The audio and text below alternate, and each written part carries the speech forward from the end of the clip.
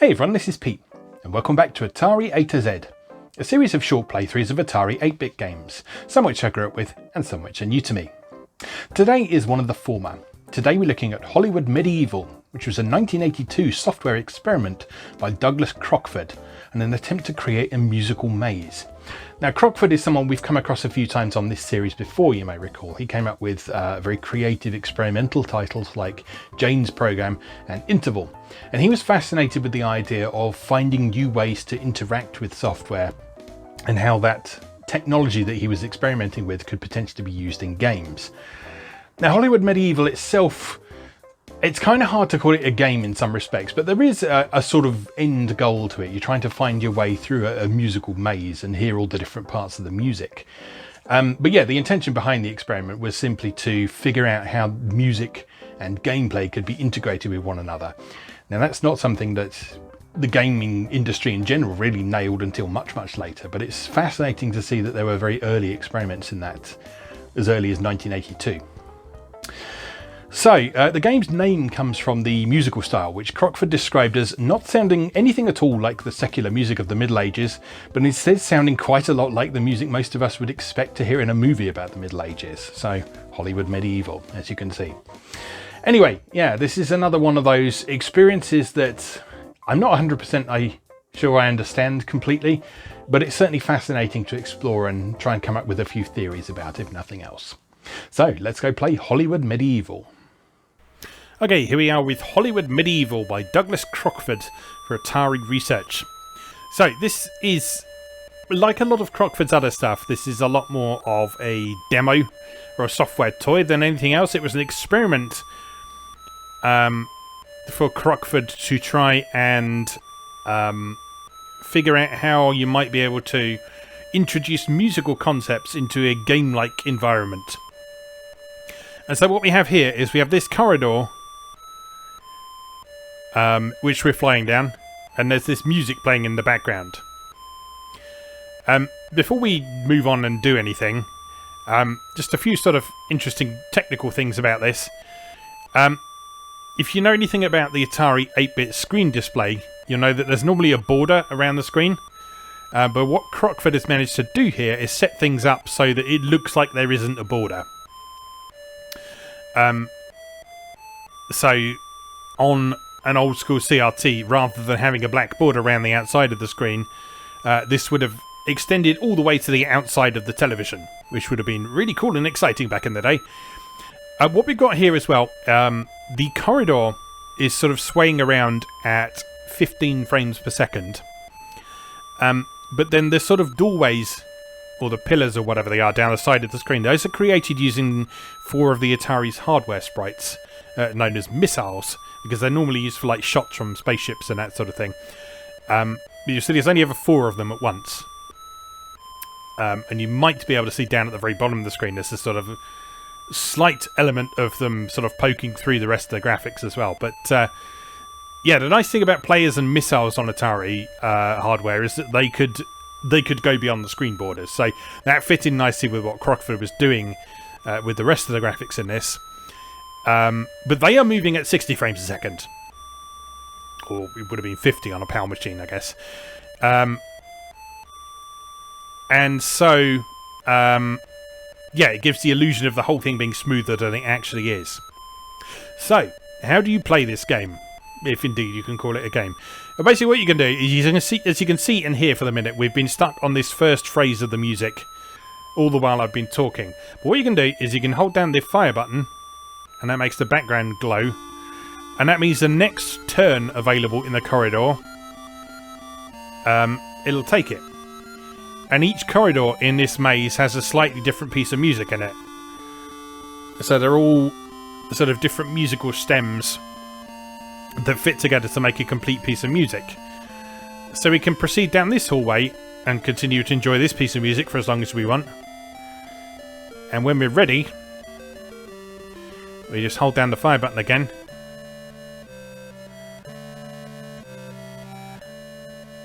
And that's it. You just explore this piece of music both visually and audibly by listening to it, figuring out when you think it might be a good time to change to a new phrase and seeing what happens.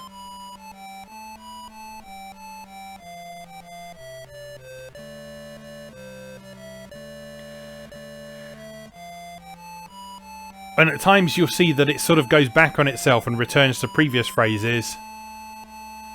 There is an end to it. There is a coda you can find that ends with silence. And if you can find that coda, you are considered to have finished this. If indeed you can finish this. There's also supposedly like an Easter egg piece of music in here somewhere, but I can't find any concrete information on how to do that. It's something to do with like you have to put in some specific joystick moves to reach it. And so you don't reach it in the same way as you do the rest of the music in this. You never know, we might stumble across it by accident, but given that I'm only pressing the fire button, that's probably unlikely.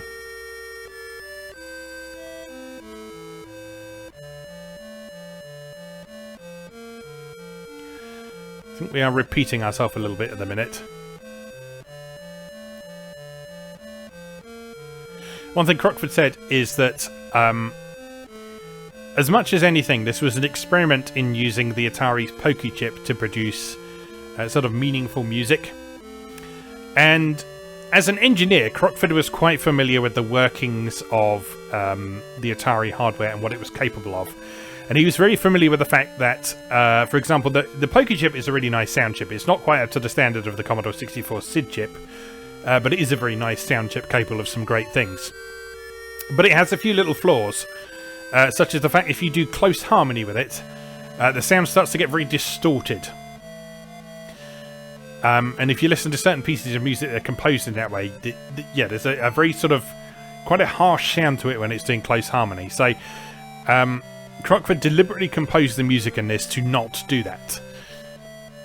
So if you listen to how the music is composed, the Poke chip is capable of doing up to 4 voices at once, but Crockford deliberately kept most of the music to 3 or less, because that made it a little bit less likely to run into those issues with distortion and close harmony sounding a bit strange. He also took great pains to separate out the voices and put them in different octaves. So if you listen to this, you can hear that the melody line is up in a high octave. And currently there's only one other voice playing, which is in a lower octave, sort of around the mid-range. And then at other times we heard very low notes as well.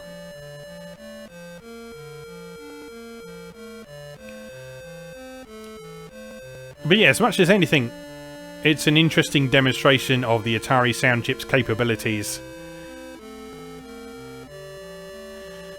and how you can create interesting sounding pieces of music.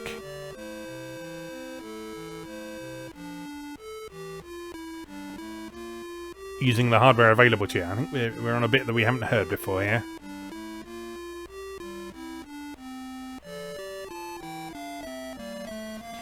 You can really hear that difference between those voices there. You got, so I think 3-part counterpoint going on there. Well, they are overlapping a bit in the middle there. But you might have been able to hear a little bit of that sort of distortion as they were around similar notes.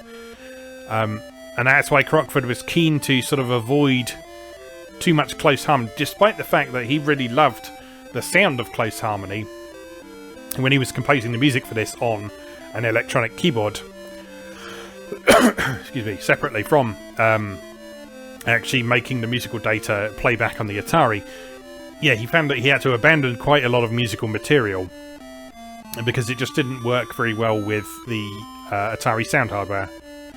And we return to the main motif of the melody there.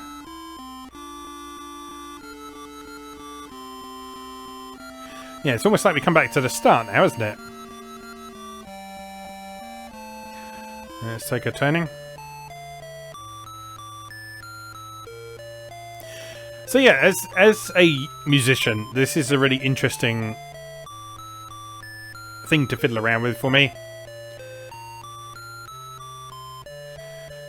Because although I'm not someone who's very good at improvising, I am really fascinated by the idea of sort of taking a journey through a piece of music and how making different choices while you're playing a piece of music can lead you in different directions. And basically that's what this is. You're getting your Atari to almost improvise a piece of music based on a series of predefined phrases, and you're telling it when to change And the exact timing of when it changes provides you with that finished piece of music, in theory. Or you could end up just going around in circles like we're doing here and never find your way to the end.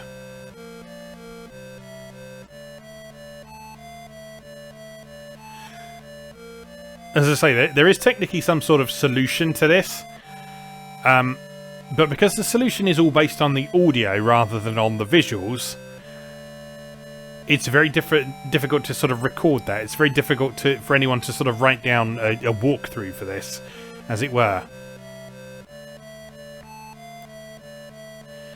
As you see at the minute, we've actually sort of reached a point where whenever we turn around a corner, we actually enter a corridor that's got the same bit of music that we've been listening to. So you can get yourself into a bit of an endless loop in this corridor before. I did this when I was trying testing out recording on this earlier.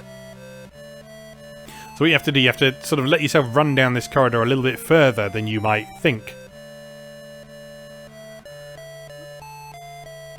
until you hear it change to something else.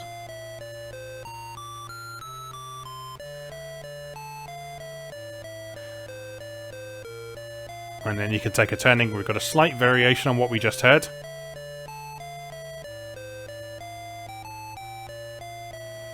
Let's take our next turning.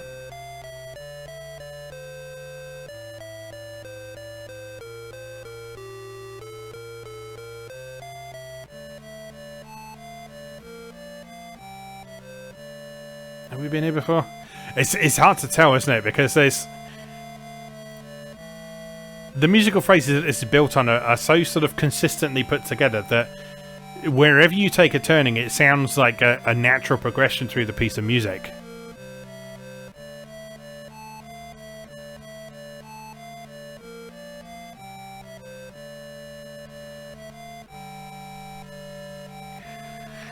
And I respect what Crockford did with sort of the composition of this, the whole sort of Hollywood medieval thing that he described.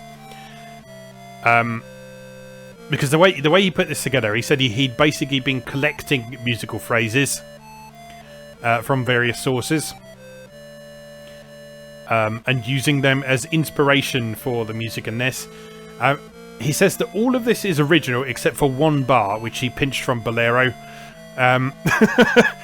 So, yeah, most of this is Crockford's own work.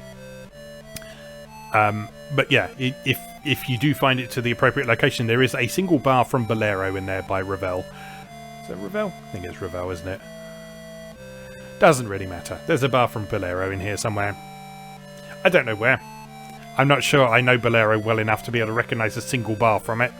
But Crockford was pretty pleased about it because he put it in the documentation for this and sort of offered his own acknowledgements as well.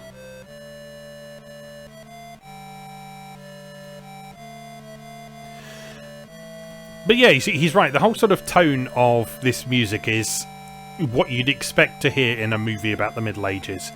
It's got that sort of drone in the background, which, to be fair, was a feature of a lot of medieval music.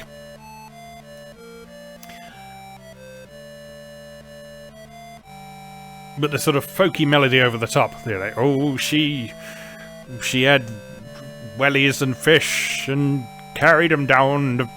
I don't know. I told you I'm not good at improvising. Cut me some slack, will you? Oh, we're stuck in this droney bit again.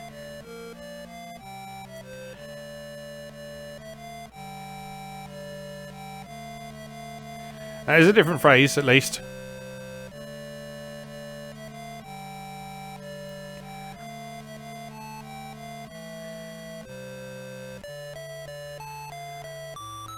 Oh.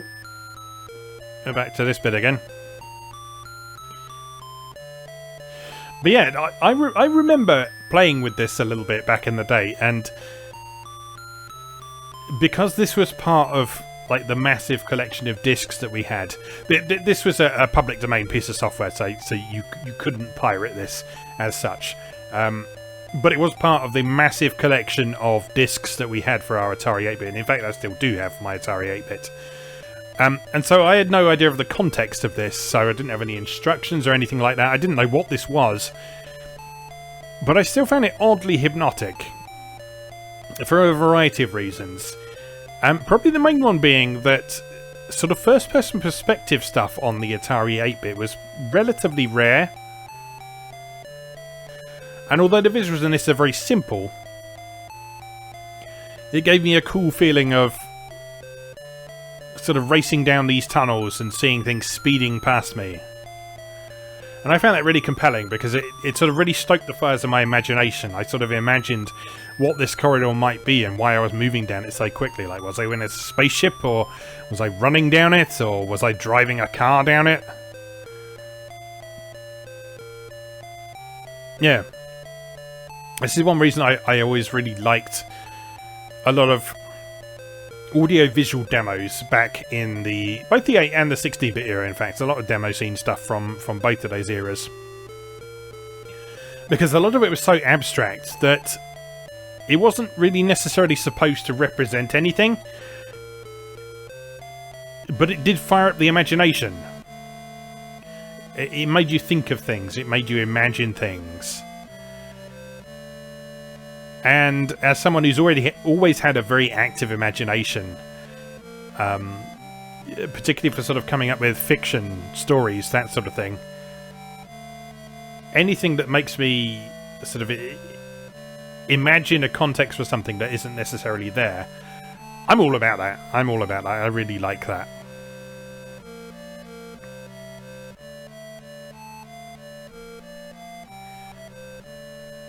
That said, I'm not convinced we're ever going to find our way to the end of this.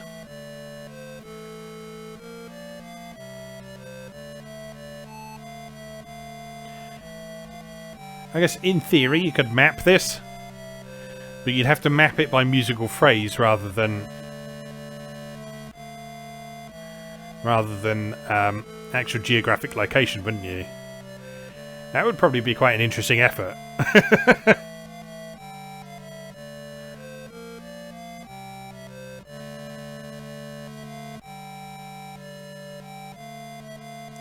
I feel like we're going around in circles again. Not for the first time today.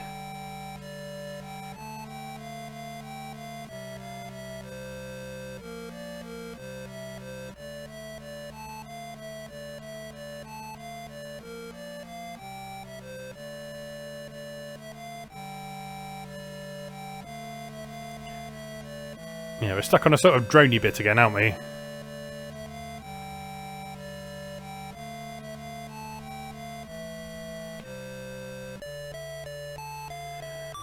Oh, we're back to that main passage again. It's nice. It's almost like sort of coming home to that, isn't it? You sort of think, oh, I recognise that. That's where it all started. But anyway, I probably shouldn't keep you any longer than necessary because I can already feel myself getting sucked into this, and I could probably sit here for a lot longer just staring at this and figuring out what on earth is going on with this program. But we've already been here for nearly 20 minutes, so I will spare you any further this. But yeah, if you do want to have a play around with this, I highly recommend taking a look at this, and indeed the other things that Douglas Crockford works on, because he was a real sort of visionary in terms of experimental software for the Atari 8-bit. He was very keen to really get the best out of these machines and figure out what it was possible to do with them besides simple, straightforward arcade games, the things that everyone knew how to do with a computer, that everyone expected a computer to do. And yeah, this is just one of many examples, one of several that we've already seen on this series, in fact, of Crockford doing just that. I'm sure you can imagine how this could then be applied into a more game-like context. Just add a status bar and stuff on there that's showing you your progress and where you're going, and make a little visual map on the screen and that sort of thing. Yeah, it could potentially be very interesting. But this is what we got for now. This is Hollywood Medieval by Douglas Crockford. So for now, I'll just say, as always, thank you very much for watching, and I'll see you again next time.